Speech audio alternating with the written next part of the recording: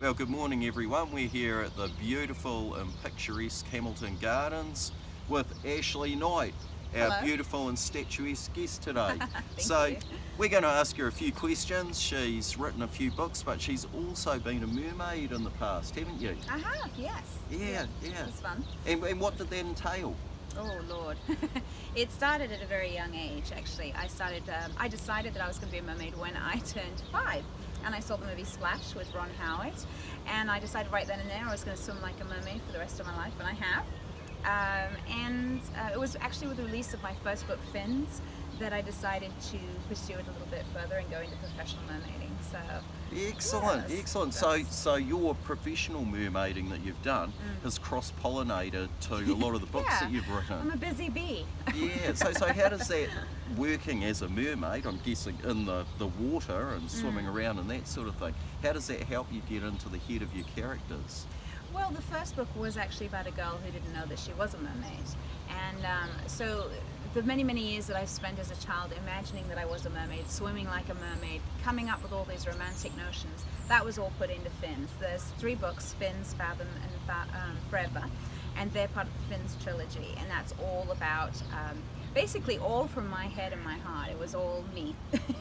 So everything in there, the romanticism, the wishing I had these sort of powers and all that, just was incorporated into the character. So sometimes when you're swimming up towards the edge of the aquarium and you're about to do a full-on mermaid chat to whoever's there at the edge of the things, do you have that running through your head that you're already thinking of yourself? Yes, that, I that definitely. you're like one of those characters? I definitely fall into the mermaid role. Yeah. We've got a lovely mower behind us. Yeah, okay, I will just... That's all good. Look at this guy. Well, I tell you what, he's a little bit loud. So shall we swim away to our next location for our next question? Oh, we can do that. That's fine. Well, carrying on from our last question. Yes. You went to the school at Disney World Yes. to learn how to interact with kids when you're doing your mermaid thing. Can you tell us a little bit about that? I went as part of the Disney College program back in '98, I think it was, and I went to Walt Disney World University that they had there, and I got a doctorate degree, which is awesome. It is an actual degree. A doctorate degree. Yeah. Well, they teach you all about business and that kind of thing. And while I was there, I learned how to put on the magic, and that's what I do when I become a mermaid. Is I become a completely different character. I become the mermaid lady. So that's what I do. I go into my Disney role, and I do the princess hands and the Yeah. But it's important because it engages your audience and it delights the children. So Yes, and it's an archetypical thing that's been sort of impressed into them from watching those things as well too. Yes, so it triggers all those background memories. Yes. So do you do that when you write the book as well? Do you use archetypical images and phrases, maybe not the Disney ones, but the other ones to do the same thing in your readers? I used to. Now, when I write books, it's very interesting. Sometimes the idea will come to me very, very quickly, and I know who the characters are and what they're going to be and how everything's going to be. And then in some other books, I write completely off the cuff. So sometimes with my earlier work, I did do that. For Fins, you can see that there's obviously a magical element to the whole thing. It's very young adult, extremely young adult. So yes. Right now I'm getting more into the thriller writing and action adventures, so that kind of takes a little bit of that away. So when you're saying young adult, what age are your first series of books for? The Fins trilogy actually grows with the main characters. So I would say that the first book is more geared towards about 10, 11, 12-year-olds. Yep. And then it just grows from there. I would say it is not a book for adults, although adults do read it. Yeah. And I get many adults to read it and go, "This is a kid's book." I'm like, "Well, yes, it's a young adult book." Yeah. So yeah, it's more geared for the younger children, 6th, 7th, 8th, 9th graders that are really into the idea of young love and everything. And what was really, really special about Fins is that the relationship that Morgan and Thade had, that's the 2 main characters, is the relationship that I have with my husband. So, and it's funny because everyone says, "Oh, that kind of love doesn't exist." And it's like, well, yeah, actually it does. I used to dream about my husband when I was a little girl. And then when I met him, it was just like, "Oh, there you are." So that kind of love, it does happen once in a while, and I've been very blessed to It does have had exist. This is not just for the interview. No, Look, he's standing he's right there. over There he is. Say hi, Greg. And of course we're in the The beautiful Japanese gardens. Yes, It is a beautiful sight. Well, should we drop kick this place and go off to our next question? Yeah, let's do it. Should we swim?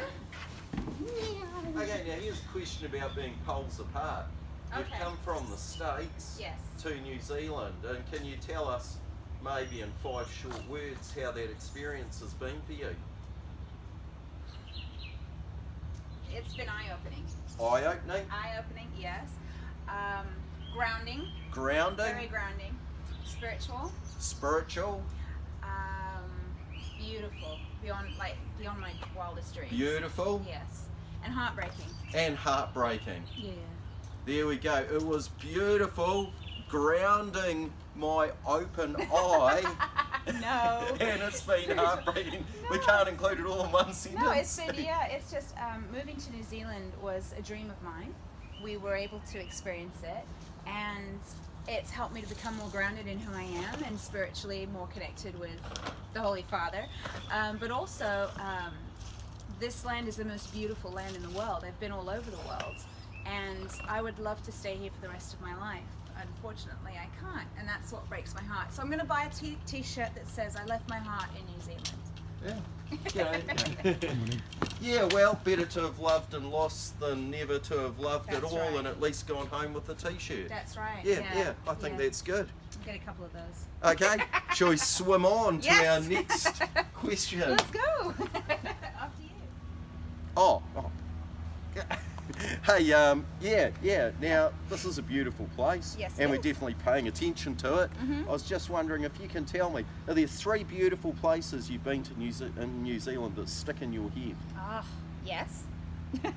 Would you like to know about Yeah, it? definitely. Yeah, the ocean. The ocean is very near and dear to my heart, and I've been swimming in the ocean in my mermaid tail, and it was an incredible feeling. It felt like I was home. Yeah, so that was off of Perfume Point in Napier. Oh, Yeah, okay. yeah, I got to Also, swim. not far from the. Yeah, I know what you Not mean. far from the aquarium where Yeah, I was working. yeah. Yes, Raglan Beach. That's beautiful. Okay, I don't know how to pronounce it. Harakamata Summits. Hakuramata? Hakaramata Yep, Summit. Yep. That walk is so breathtakingly beautiful. Yep. Being in the bush, it's just I feel at home. And what was You your know? time to the top? It was incredibly long. Oh, okay, there we go. And for 2 weeks after, I couldn't walk very well. Oh, okay. It's like you so can out swim. of shape. Yeah, at least I could swim. I just couldn't walk. Okay, so mountains, ocean, and is there one more sort of, maybe a culturally significant spot or something? Well, I think New Zealand as a whole is incredible. It's like a piece of heaven on earth.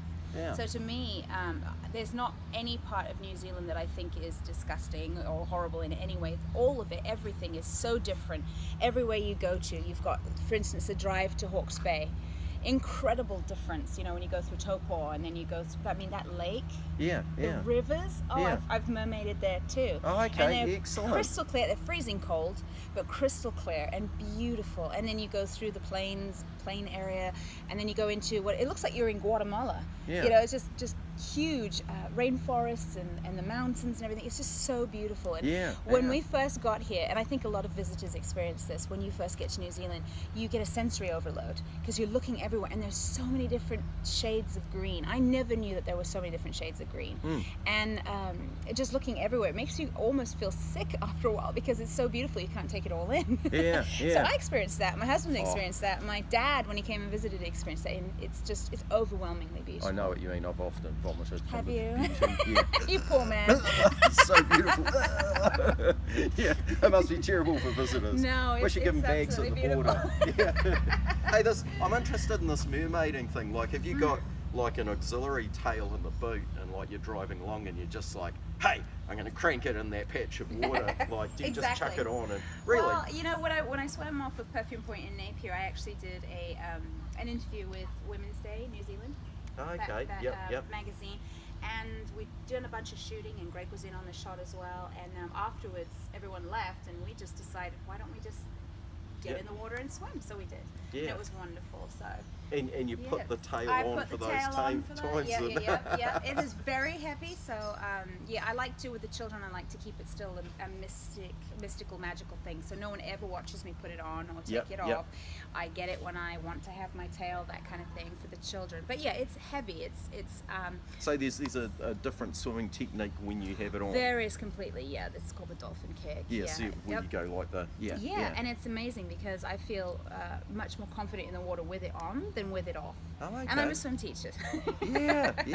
So it's wicked. Yeah. It's beautiful, and there are different types of tails, and so yeah, there's a huge variety within the mermaiding world as to what type of tail you get and who you can be and all that. So, Yeah, I guess too much buoyancy and it's just head down in the water and that's it. Yeah, you can be negatively buoyant. Most of the time, you're positively buoyant. But Yeah.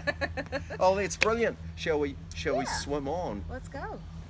Don't forget your phone. Oh yeah. Look out! It's the river. Look. This is where I used to swim, buddy. Oh, look, you can I'm really swim. excited. Have you donned the fin and gone in the river? No, I'm sorry. There's too much poo in the water. Is there too much poo in the water? I'm not really into From that. the cows? Yeah. Dairy runoff. Oh no, as a child I used to swim in this very river and I've Oh. saved dogs and people out of this river before, but never a mermaid. Aw, Yeah, well, there's always yeah. a first time for everything. I know. Have you found it strange living in a city where there's no coast, there's just a river going through it? No, I actually used to live in Boise, Idaho, which is in America, and they had a river running through it as well. So, Yeah. I've been a landlocked mermaid for a long, long, long time. Oh, that's good to hear. That's good. Well, I'm glad you know. It's just over the hedge. That's right. We can roll down if you want. Shall we Ready? roll on Yeah, down let's there go. now? Right, Ashley, I understand you've got a book coming out shortly. Oh, I hope to. I will be submitting it to my publisher in November. Okay, yep. And who's your publisher? At the moment, I'm going with Kent Holloway. Okay, Yeah. excellent. Good choice. Yes, Good he's a choice. nice man. I know. He's a That- very, very big man in publishing. Yeah, he's a lovely friend of mine. The book is called 5, 5. and it's a thriller. Okay. Yeah. As in 5. 5, the number 5. A lot of 5 elements to the book. Yep. Okay. And is there a reason for the 5 elements? There is. If you look up numerology, the number 5 has a very specific meaning. Oh, there we go. Yeah. Interesting. And what have you been working on at the moment? I've been working on finishing 5, but also on another book called Kine, which is a fantasy thriller. Yes, so that one I'm hoping to have published at the end of next year as well. So 1 book a year is good. That's a good pace for me. Yeah. So if people are unfamiliar with your books, what genre would you call them? Oh, it's difficult because the first 4 that I wrote were young adult fantasy fiction set in contemporary times.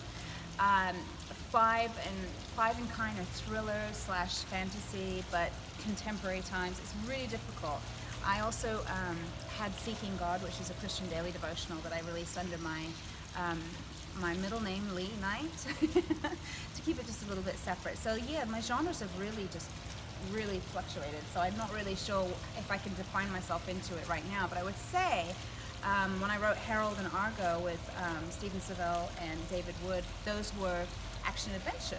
Okay. So yeah, Yep, I'm getting yep. more into the adult books. But generally in that speculative fiction arena, except for your Yeah. devotional books. Yes. Yeah. That's a good way to sum it all up. Excellent. A big messy pile. No, that's cool because often, people watching this, they may not be familiar with you as an author, so That's it's good to right, give them an idea of, where you're going and the sort of things you're doing. And that's the path you're going on next. You're moving more towards speculative fiction thrillers. Yes. Yeah. We'll yeah. just say yes for right now. Excellent. Watch this space. Well, shall we swim away to our next location? Yeah. Ashley, let down your hair. No. Oh man, you've cut it all off. Hey, that's my line. Ashley, Yes. since your time here in New Zealand, Yes. have you found any locations you'd like to write about in future books? Oh, many. Where do I start? The beach. Anywhere. The forests. This place is a land of absolute gorgeous beauty, and I'm very sad to be leaving. I think my husband's coming. Okay, Ashley, Yes. is there any territory you would not cover in your books? Most definitely. Can you tell me what it is?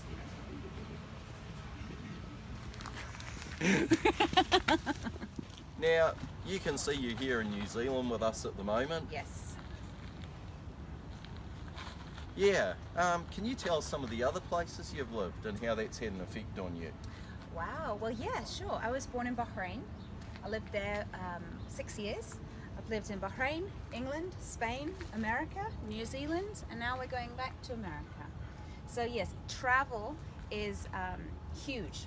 Travel opens your eyes to many, many different things, different cultures, different foods, everything that you can possibly imagine. And I think it's very important for people to travel, to broaden their horizons, open their mind's eye.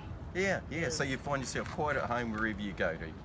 Yes, especially New Zealand. New Yeah. Zealand feels like home to me. So it feels like Bahrain. No, Excellent. no.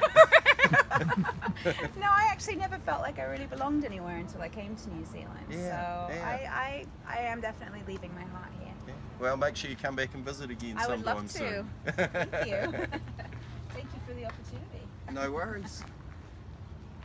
Oh, that's almost like our last clip, isn't Thanks, it? Ashley, for coming along. Thank you for having me. I Oh, no, appreciate we've it. enjoyed you joining our Spec Fit group, and did you just want to say goodbye to all your mates who are riders in New Zealand? No, I don't want to say goodbye. I'll see you in 2020 when we do WorldCon.